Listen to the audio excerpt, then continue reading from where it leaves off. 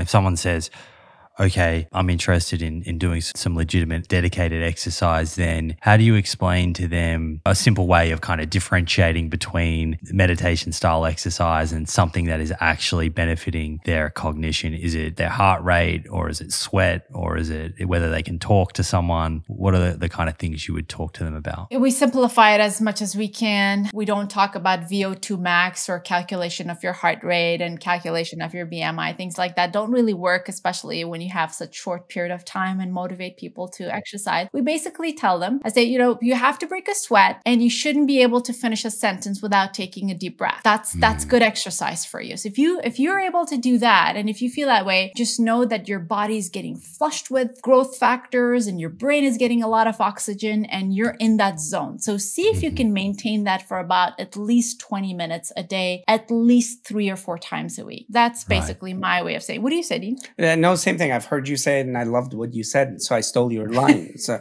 I steal Ayesha's lines. Well, that probably was your line. But that's exactly right. You got to break a sweat. You got to get short of breath, and 20 to 30 minutes, 4 to 5 times a week. We can start with 3 to 4 times, but at least 5 times a week is what they've found. The studies say 150 minutes, but there's nothing magical about 150 minutes. As it happens in a study, you have to pick a number. So they've picked 150, and that seems to be the one that shows benefit. But that's the lower limit that you should work your way up. But here's the thing. Again, the community component, the human component, the individual component. We have to start people where they can actually succeed. If it's 5 minutes, because we're more worried about habit than the behavior. So if it's 5 minutes a day that you can actually move and get tired for a while, do that until that becomes habit. Then make it 6 minutes and then make it 7 minutes. So it's about getting the behavior done for that person. And even the exercise. We don't tell people to go to the gym. What did you used to do? Did you used to like biking? Well, I do, but I don't, it's not a good neighborhood. Well, how about a stationary bike? Well, I don't have the money. Well, how about a foot pedal exerciser? Well, I don't even have. Well, how about while watching the news, getting up and doing steps? So as minimal as possible, but doable.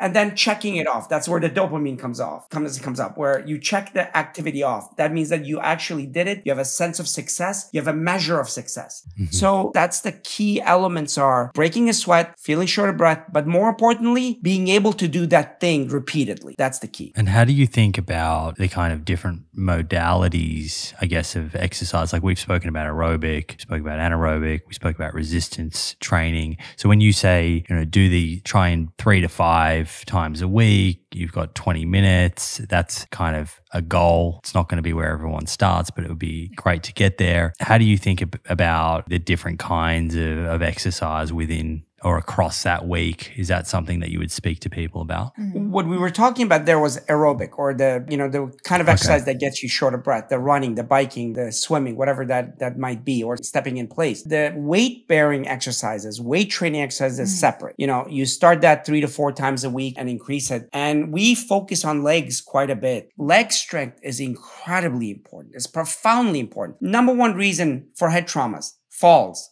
Why? Leg strength or lack thereof. Number one reason for hospitalizations, falls. leg strength or lack thereof, balance issues, blood flow to the brain, blood clots. I mean, the list goes on and on and on how important leg strength is. And as you've heard from our previous talks, leg strength appears to be related to brain strength. People who have bigger legs in studies, and even when they did prospective studies, people who built their leg strength also built brain volume, which was very counterintuitive to me, or not counterintuitive, but kind of weird. Why would leg strength be lead? But that's how important it is. Blood flow increases. Angiogenesis increases, which means blood vessels growing. BDNF, which is brain-derived neurotrophic factor, which is this incredible growth factor. Nothing increases BDNF more than leg strength. I think it has to be because of the direct correlation between muscle mass in legs, yes, and the creation or the volume of BDNF creation, therefore boosting better brain health. Absolutely.